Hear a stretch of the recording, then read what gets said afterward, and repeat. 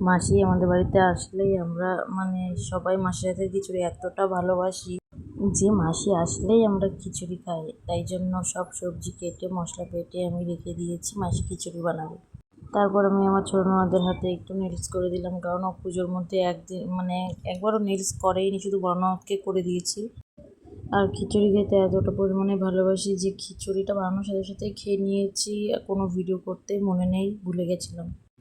আর তার পরের দিন আমি আর আমার বর গেছিলাম বাজারে, ব্রিজের ওপারে।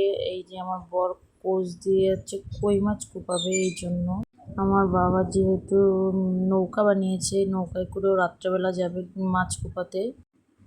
আর আমরা ওই পাশের ব্রিজ দিয়ে গেছিলাম, ওই পাশের ব্রিজ দিয়ে বাড়ি আসছিলাম, এই জন্য ও পাশের ব্রিজের ভিডিও করছিলাম।